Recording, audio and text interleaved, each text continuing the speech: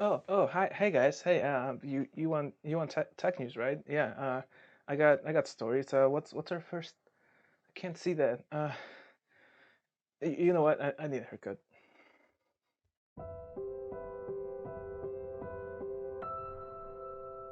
Ah, that's better.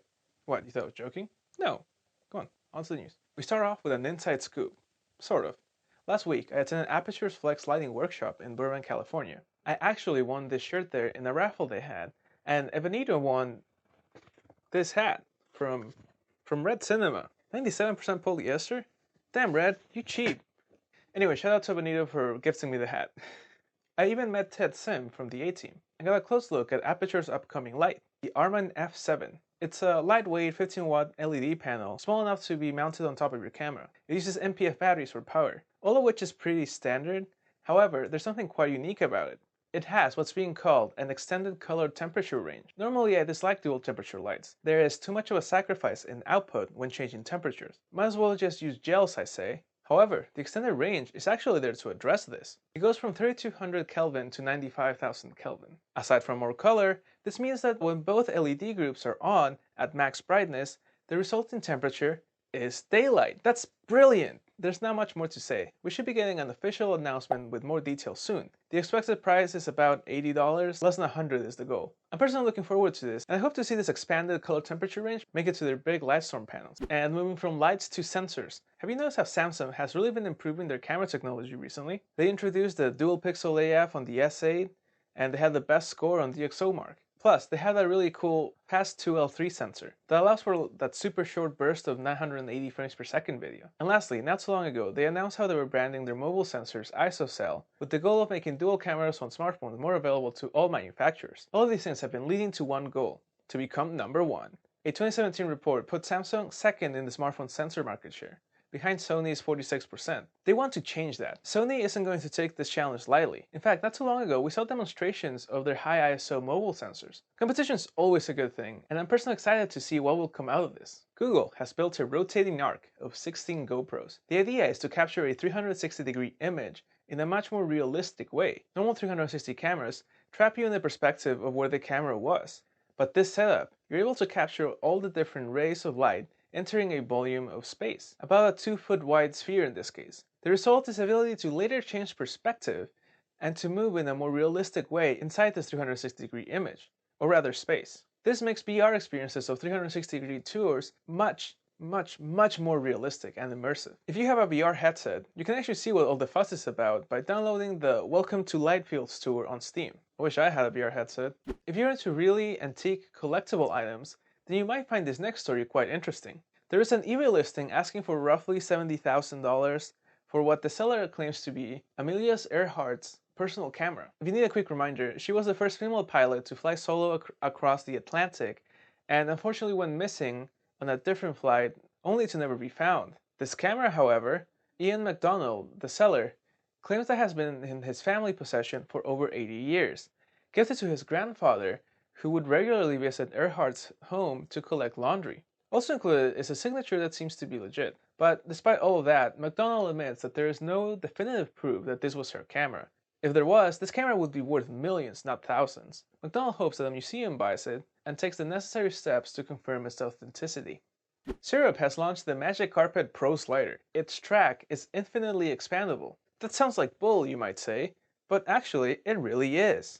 Unlike most motorized sliders, the Magic Carpet Pro has the motor integrated onto the sliding platform, meaning there's no belts. The tracks are just long metal tubes with these quick release attachment mechanisms at each end. You could attach as many as you want together. There is no limit. Well, you might start sagging after a while, but if you could find a way to support it, yeah, infinite. Pretty cool actually. I want one. Someone buy me one. And finally, there's an update to the tragic story from last week, the one where the New York photographic helicopter tour crashed into the East River. Gently. It was a control crash. The investigation has revealed that everyone on board survived the impact but couldn't release their safety harnesses in time and drowned. So the FAA has ordered this week to cancel all doors-off flights that do not have a quick release restraint system until a better solution is developed. They will also be revising all of the rules top to bottom to ensure that there aren't any more safety gaps for future passengers. I wonder where the line is between a quick release mechanism and something that you can accidentally release. Still, it's good that they're doing this. And now onto the short news. Los Angeles freelancer photographer Victor Park was trying to get footage of a police pursuit in LA when, well, this happened. Don't worry, he managed to escape uninjured, and you thought photography was a safe hobby. According to the US Bureau of Economic Analysis and the National Endowment of the arts contribute $763 billion to the US economy. 10.2 billion comes from photography, 99.3 billion comes from motion picture. Pretty cool. The New York Times is looking for a photography director, adding comments like, "Photography is a central part of our identity. It's how we bear witness to events that matter, and our photo department is one of the treasures of our newsroom." Jerry Rig Everything has done an S9 teardown, and you can see how the variable aperture lens works. It's really interesting, and I wouldn't have guessed that it's actually in front of the lens. Pentax said in an interview that they will continue to sell their line of Q cameras, and they don't plan to discontinue them. Felix has announced the Q8 Travel Fresnel. It's a 300-ish watt LED light with an 8-inch Fresnel lens that's even IP24 and dual temp. All of this will still be pretty on par with other lights at this level, like the Aperture 300D. It is, however, 3 times as much. Instacon RF70 is a rangefinder camera that uses Intex wide instant film, making it technically a large format camera, but the quality that comes out of this is, well, let's call it vintage. Manfrotto is expanding their virtual reality product range, with things like a VR selfie stick, a aluminum boom, a tripod, and a complete stand. Finally, if you enjoy taking pictures of the clouds, well, now you can help science. NASA is looking for people to upload pictures of clouds to compare the data from their satellites to improve their accuracy. Ideally, you live somewhere where it snows, as that is where it's harder to get the data. There are rumors that GoPro might be launching a new entry-level 1080p camera. $200 is the word on the street. Never mind Yee's affordable action cam. It does 4K at 20p, and it's only $60. Canon will soon announce another lens for its EF-M lens mount, a 32 f1.4. That's really exciting, a fast 50mm lens for its APS-C mirrorless line. Fuji executives have said in an interview that while their cameras are a bit lacking on autofocus when compared to DSLRs, they will eventually close the gap. Also, mirrorless is the future.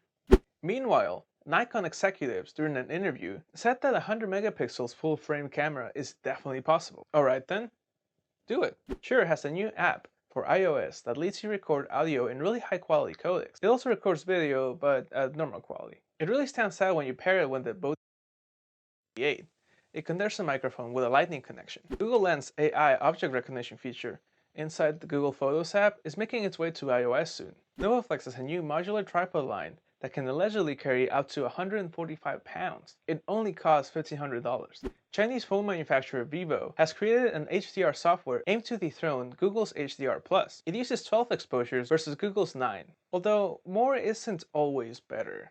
Adobe, who had record-breaking revenue this season, might increase prices on the Adobe Cloud subscription services. Just a couple dollars a month, but still, I wonder if their yearly prices will remain the same.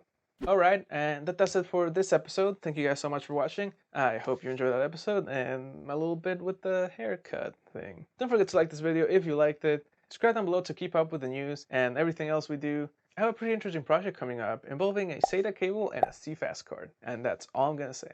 Also, I keep forgetting to shout out. But a couple weeks ago, we worked on a project with Project Resonance, filming a cover of All the Stars by Kendrick Lamar. It also has a side of a Black Panther theme. It was a huge operation and it turned out pretty cool. You should check it out if you're into that. In any case, I'll see you guys next week for some more news, and now we'll be back on Saturday with regular news and more drama, probably. We're kinda caught up now, but we'll get there.